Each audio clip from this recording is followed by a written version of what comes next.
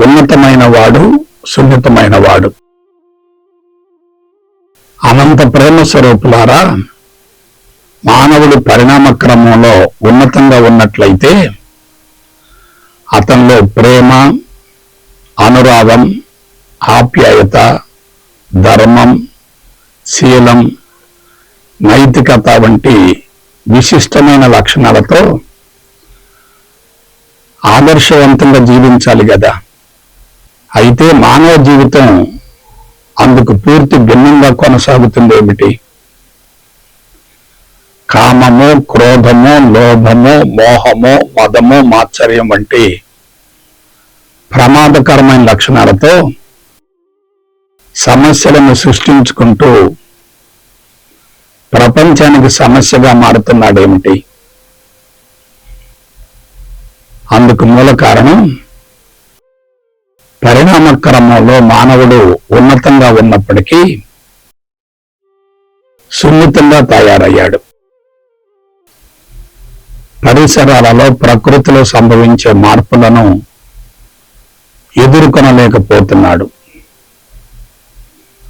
వాతావరణ మార్పులకు అనుగుణంగా అంతరంగాన్ని మార్చుకోలేక పరిసరాలను తనకు అనుకూలంగా మార్చుకునే ప్రయత్నం చేస్తున్నాడు. అందువల్ల శరీరం దశల వారీగా బలహీనపడుతుంది, వ్యాధి నిరోధక శక్తి తగ్గుతుంది, ప్రమాదకరమైన వ్యాధిజనక కారకాలైన వైరస్, బ్యాక్టీరియా, విషక్రిములు, విష పదార్థాలు శరీరంలోనికి ప్రవేశించి శరీరాన్ని రోగగ్రస్తం చేస్తున్నాయి. అందుకే గమనించండి, ఆయువు కుదించుకుపోతుంది, దీర్ఘకాలిక రుగ్మతలు సంభవిస్తున్నాయి, జీవితాన్ని బలవంతంగా మధ్యలోనే ముగించవలసిన పరిస్థితులు ఏర్పడుతున్నాయి.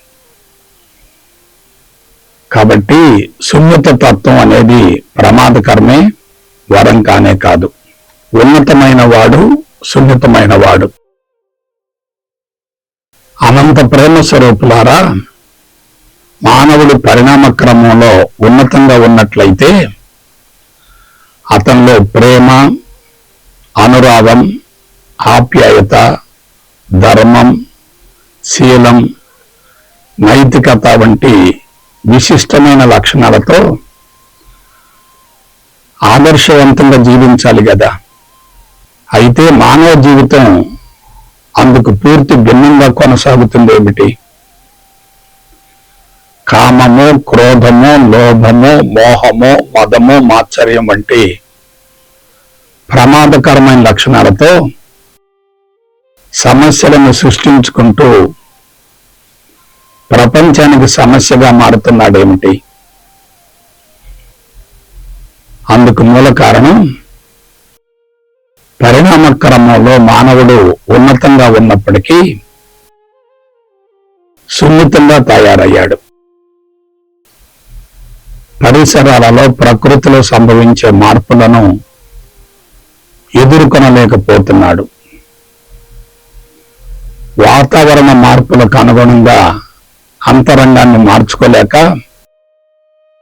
పరిసరాలను తనకు అనుకూలంగా మార్చుకునే ప్రయత్నం చేస్తున్నాడు.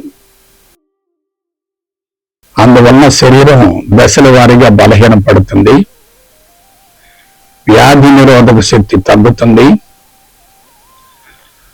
ప్రమాదకరమైన వ్యాధిజనక కారకాలైన వైరస్, బ్యాక్టీరియా, విషక్రిములు, విష పదార్థాలు శరీరంలోనికి ప్రవేశించి శరీరాన్ని రోగగ్రస్తం చేస్తున్నాయి. అందుకే గమనించండి, ఆయువు కుదించుకుపోతుంది, దీర్ఘకాలిక రుగ్మతలు సంభవిస్తున్నాయి, జీవితాన్ని బలవంతంగా మధ్యలోనే ముగించవలసిన పరిస్థితులు ఏర్పడుతున్నాయి. కాబట్టి సున్నిత తత్వం అనేది ప్రమాదకరమే, వరం కానే కాదు. ఉన్నతమైన వాడు, సున్నితమైన వాడు. అనంత ప్రేమ స్వరూపులారా, మానవుడు పరిణామ క్రమంలో ఉన్నతంగా ఉన్నట్లయితే అతనిలో ప్రేమ, అనురాగం, ఆప్యాయత, ధర్మం, శీలం, నైతికత వంటి విశిష్టమైన లక్షణాలతో ఆదర్శవంతంగా జీవించాలి కదా. అయితే మానవ జీవితం అందుకు పూర్తి భిన్నంగా కొనసాగుతుంది ఏమిటి? కామము, క్రోధము, లోభము, మోహము, మదము, మాత్సర్యం వంటి ప్రమాదకరమైన లక్షణాలతో సమస్యలను సృష్టించుకుంటూ ప్రపంచానికి సమస్యగా మారుతున్నాడేమిటి? అందుకు మూల కారణం పరిణామ క్రమంలో మానవుడు ఉన్నతంగా ఉన్నప్పటికీ సున్నితంగా తయారయ్యాడు. పరిసరాలలో, ప్రకృతిలో సంభవించే మార్పులను ఎదుర్కొనలేకపోతున్నాడు. వాతావరణ మార్పులకు అనుగుణంగా అంతరంగాన్ని మార్చుకోలేక పరిసరాలను తనకు అనుకూలంగా మార్చుకునే ప్రయత్నం చేస్తున్నాడు. అందువల్ల శరీరం దశల వారీగా బలహీనపడుతుంది, వ్యాధి నిరోధక శక్తి తగ్గుతుంది, ప్రమాదకరమైన వ్యాధిజనక కారకాలైన వైరస్, బ్యాక్టీరియా, విషక్రిములు, విష పదార్థాలు శరీరంలోనికి ప్రవేశించి శరీరాన్ని రోగగ్రస్తం చేస్తున్నాయి.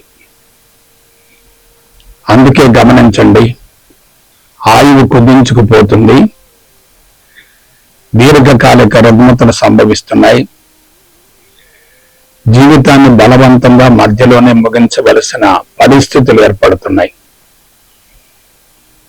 కాబట్టి సున్నిత తత్వం అనేది ప్రమాదకరమే, వరం కానే కాదు.